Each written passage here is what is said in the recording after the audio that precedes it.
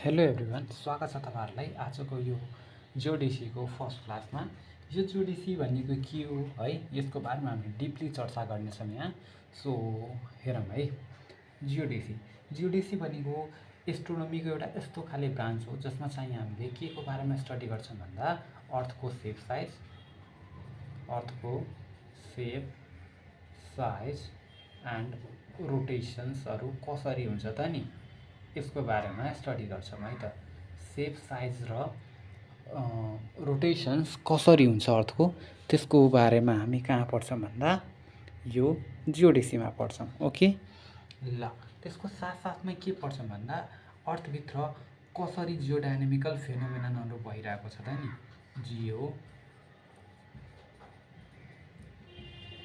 जियोडाइनामिकल phenomenon. Okay, अर्थ सर्फेसभित्र कसरी जियोडाइनामिकल फेनोमेननहरू भइरहेको छ र अर्को पहिलो के भनेको थिएँ भन्दा अर्थको सेप साइज र रोटेसन कसरी भइरहेको छ त्यसको बारेमा हामी स्टडी गर्छौँ। त्यसको साथसाथमै जियोडाइनामिकल फेनोमेननहरू कसरी भइरहेको छ। जियोडाइनामिकल फेनोमेनन भनेको कस्तो भन्दा यसमै आउने भयो हाम्रो अर्थको रोटेसन कसरी हुन्छ, टाइड्सहरू अर्थमा जुन समुद्र छ नि सी, त्यसमा टाइड्सहरू कसरी हुन्छ हैन, क्रस्टल मुभमेन्ट्सहरू कसरी हुन्छ। सो त्यो कुराहरू आउने भयो हाम्रो यो जियोडाइनामिकल फेनोमेनन अन्तर्गत है त।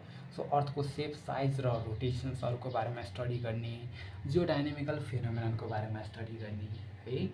सो दिज अल आर के त भन्दा जियोडेसी। सो जियोडेसी भनेको एस्ट्रोनोमीको यस्तो खाले ब्रान्च हो जसमा चाहिँ हामीहरू यी कुराहरूको बारेमा डिस्कस गर्छौँ। र यसको साथसाथमै तपाईहरुले यो सुन्नु भएछ होला जस्तो लाग्छ मलाई, कन्ट्रोल पोइन्ट अथवा जियोडेटिक नेटवर्कहरूको बारेमा सुन्नु भएछ होला। जियोडेटिक नेटवर्क है त। सो नेसनल जियोडेटिक नेटवर्क जुन हुन्छ, कुनै पनि देशको आफ्नो सबै देशको आफ्नो जियोडेटिक नेटवर्क हुन्छ हैन। सो त्यो नेटवर्कहरूलाई एस्टाब्लिस गर्ने र मेन्टेनेन्स गर्ने,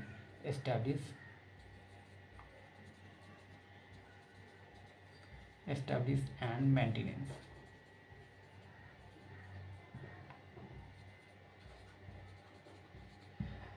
गर्ने काम कसको छ त भन्दा जियोडेसीकै छ है। सो जियोडेसीमा जम्मा कतिवटा कुरा हुने भयो त भन्दा तीनवटा कुरा हुने भयो। के त भन्दा अर्थको सेप साइज र रोटेसन्सको बारेमा स्टडी गर्ने, जियोडाइनामिकल फेनोमेननहरू जति पनि छ जस्तै कि क्रस्टल मुभमेन्ट हुने भयो, अर्थको रोटेसन हुने भयो, टाइड्सहरू हुने भयो हैन, तिनीहरूको बारेमा स्टडी गर्ने। र त्यसको साथसाथमै जियोडेटिक नेटवर्कहरू जुन छ, नेसनल जियोडेटिक नेटवर्क, तिनीहरूलाई एस्टाब्लिस कसरी गर्ने र तिनीहरूलाई मेन्टेनेन्स कसरी गर्ने त्यसको बारेमा यो जियोडेसी अन्तर्गत पढिन्छ है त। ओके, सो अब जियोडेसीको ब्रान्चेसहरू हेरौँ है त। जियोडेसीको ब्रान्चेस हेर्ने हो भने जम्मा तीनवटा ब्रान्चेस छ। जियोडेसीको कतिवटा ब्रान्चेस त? तीनवटा। के हो त्यो जियोडेसीको ब्रान्चेस? अब यहाँ हेरौँ है। यहाँबाट तपाईहरुलाई बेसिक अन्डरस्ट्यान्डिङ अफ जियोडेसी भइसक्यो होला। जियोडेसीमा हामी के कुरा पढ्छौँ है। ओके, अब हेरौँ ब्रान्चेस अफ जियोडेसी।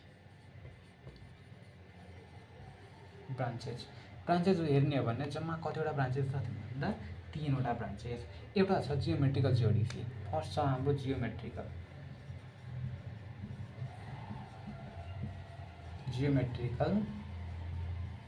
जियोडेसी है।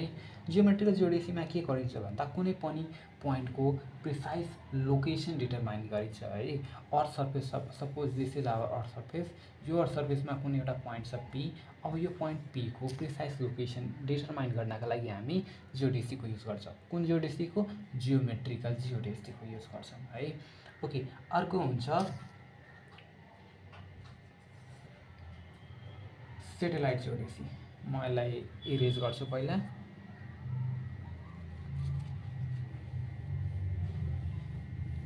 ओके, अर्को के छ त भन्दा satellite geodesy and physical geodesy. So पहिला फिजिकल जियोडेसी हेरौँ। Physical geodesy and third one is satellite geodesy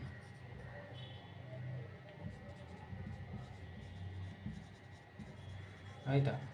so geometrical जियोडेसीमा के गरिन्छ भन्दा कुनै पनि पोइन्टको प्रिसाइज लोकेसन डिटरमाइन गरिन्थ्यो with the help of coordinate system हैन, जियोमेट्रिकल कोअर्डिनेट सिस्टमको रिस्पेक्टबाट अथवा त्यसको मदतबाट प्रिसाइज लोकेसन डिटरमाइन केमा गरिन्थ्यो, जियोमेट्रिकल जियोडेसीमा गरिन्थ्यो। अर्को के छ, अर्को छ फिजिकल जियोडेसी। फिजिकल जियोडेसीमा के गरिन्छ, अर्थको सेप साइज र रोटेसन्सहरूको बारेमा पढिन्छ है। र last one is satellite geodesy. यो सेटेलाइट जियोडेसीमा के गरिन्छ भन्दा सेटेलाइट जियोडेसीमा सेटेलाइटहरूको युज गरेर जियोडेटिक नेटवर्कहरू जुन थियो नि तिनीहरूलाई कन्ट्रोल एन्ड इस्टाब्लिसमेन्ट गर्ने है। के गर्ने त भन्दा सेटेलाइट जियोडेसीमा हामीले गर्ने भनेको सेटेलाइटहरूको मद्दतबाट विथ द हेल्प अफ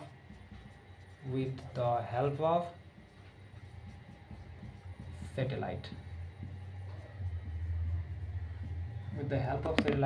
हेल्पबाट के गर्ने त नि।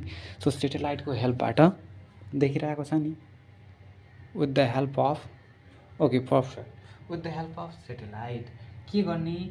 सो जियोडेटिक नेटवर्क अथवा नेसनल जियोडेटिक नेटवर्क जुन थियो,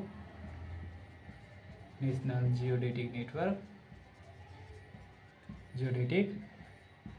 नेटवर्क यिनीहरूलाई एस्टाब्लिस गर्ने र मेन्टेनेन्स गर्ने। Perfect. Okay, so these are branches of geodesy. एकचोटि फेरि भनिदिन्छु हेर, physical geodesy, geometrical geodesy and satellite geodesy गरेर जम्मा 3वटा टाइप रहेको छ जियोडेसीको। कतिवटा टाइप? 3वटा, फिजिकल, जियोमेट्रिकल, सेटेलाइट। अब जसरी पढ्दा नि हुन्छ जियोमेट्रिकल, फिजिकल, सेटेलाइट है।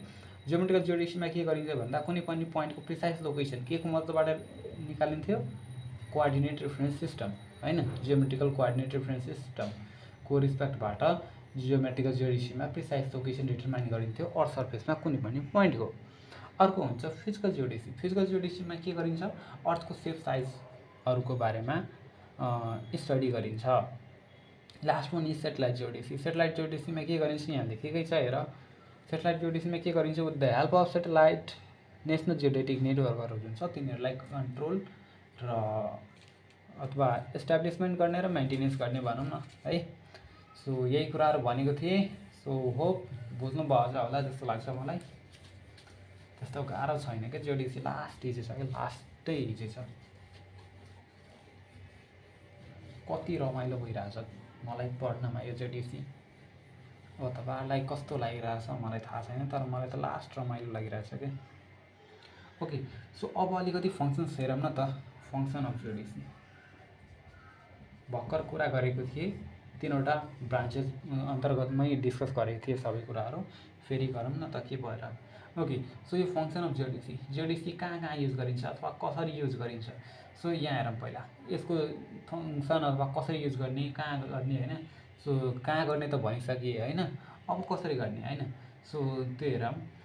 सो फङ्सन हेर्ने भने अर्थ सर्फेसमा कुनै पनि पोइन्टको पोजिसन डिटरमाइन गर्नका लागि हामी यो जियोडेसीको युज गर्छौँ है। अहिले धेरै डिप जान छैन, अहिले जस्ट इन्ट्रोडक्सन जस्तो यो क्लास छ, पहिलो क्लास, जसमा म आफ्नो रिभिजन पनि गरिरहेको छु र तपाईँहरूलाई सिकाउँदै पनि छु है त। Okay, so function of geodesy होइन। सो के गर्ने त भन्दा प्रिसाइज लोकेसन डिटरमाइन गर्ने, होइन। अर्को के गर्ने त भन्दा अर्थको सेप र साइज डिटरमाइन गर्ने, shape size, to determine shape and size of earth भन्दा नि भयो। अब जसरी भन्दा नि हुन्छ, म यहाँ सर्टकटमा लेखिरहेको छु किनभने त्यति लेख्न अलिक झ्याउ छ डिजिटल बोर्ड नभएर है। ओके, सो के भन्न सकिन्छ भन्दा सेप एन्ड साइज डिटरमाइन गर्ने होइन, shape and size of earth determine गर्ने। अर्को के हुनसक्छ होइन। सो अर्को मोस्ट इम्पोर्टेन्ट कुरा, हामी यो जियोडेसीभित्र के कुरा हेर्छौँ, धेरै कुरा हेर्छौँ। त्योभन्दा मोस्ट इम्पोर्टेन्ट कुरा के छ भन्दा एउटा ग्राभिटी भेरिएसन डिटरमाइन गर्ने होइन। डिफ्रेन्ट ठाउँमा ग्राभिटी भेरिएसन कति छ होइन। अब मेजर गर्ने तरिका पनि फरक हुन्छ होइन। डिफ्रेन्ट तरिकाहरू छन् जहाँबाट हामी ग्राभिटीलाई मेजर गर्छौँ होइन, डिफ्रेन्ट ठाउँमा कति ग्राभिटी हो।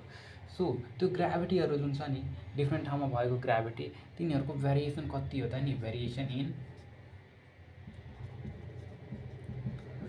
इन टेरेस्ट्रियल ग्राभिटी,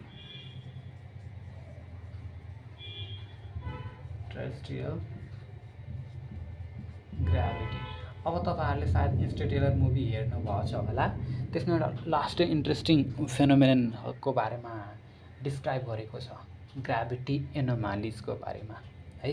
सो त्यो पनि यो जियोडेसी अन्तर्गत छ र त्यसलाई हामी एकदम डिपमा हेर्छौँ कि पुरै फिलको साथमा हेर्छौँ के हो त्यो ग्राभिटी एनोमालिज है। सो त्यही भेरिएसन इन डिफ्रेन्ट ठाउँमा कतिको भेरिएसन हुन्छ ग्राभिटीको होइन, मेजर ग्राभिटी र observe gravity, that is called gravity anomalies. अहिले म जस्ट सानो डिफिनेसन टाइपको भने, पछि हामी त हेर्ने नै छौँ, डिपमा हेर्नेछौँ है त।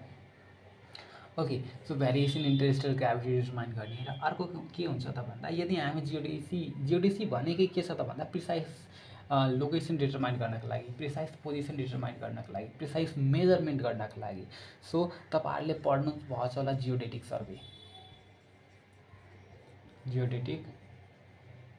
सर्वे, जहाँ चाहिँ के गरिन्छ त भन्दा अर्थको कर्वेचरलाई पनि कन्सिडर गरिन्छ है। दुई टाइपको सर्वे हुन्छ, एउटा प्लेन सर्वे र अर्को के त भन्दा geodetic survey. According to the के त भन्दा के को आधारमा हुन्छ यो प्रिलिमिनरी डिभिजन है, प्रिलिमिनरी डिभिजन अफ सर्वेको आधारमा होइन। सर्वेइङको दुईवटा टाइप के त भन्दा एउटा प्लेन सर्वेइङ, अर्को जियोडेटिक सर्वेइङ। सो यो जियोडेटिक सर्वेइङ गर्नका लागि के युज गरिन्छ त भन्दा जियोडेसी नै युज गरिन्छ है। जियोडेसीकै कन्सेप्टमा बेस भएर यो जियोडेटिक सर्वे गरिन्छ है। ओके, र यो तपाईँहरूलाई थाहा छ कि यो जियोडेटिक सर्वेमा के गरिन्छ भन्दा अर्थको कर्वेचरलाई कन्सिडर गरिन्छ। ओके, पर्फेक्ट, भेरी गुड,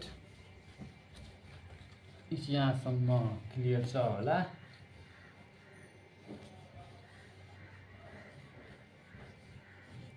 ल, सो अब हामी अलिकति हिस्ट्रीतिर जाउँ न त। हिस्ट्री,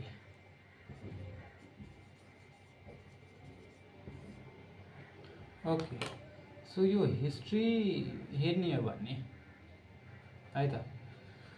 ल, सो 800 BC-मा, अब हिस्ट्री अलिक बोरिङ नै हुन्छ होइन, सो यसलाई अलिक इन्ट्रेस्टिङ बनाउने ट्राई गर्छु, छोटो र इजी भाषामा भन्ने ट्राई गर्छु म। सो सुन्नु होला राम्रोसँग। 800 BC-मा ग्रिकको एउटा पोएट थियो। कहाँको थियो त पोएट भन्दा ग्रिकको पोएट थियो, जसको नाम के थियो भन्दा होमर। जसको नाम के थियो भन्दा होमर। 800 BC-मा ग्रिकको एउटा पोएट थियो जसको नाम थियो होमर। यसको मान्यता अथवा यसले के मान्थ्यो भन्दा अर्थ जुन छ नि, अर्थ भनेको एउटा फ्ल्याट सर्कुलर डिस्क छ। के छ त भन्दा फ्ल्याट सर्कुलर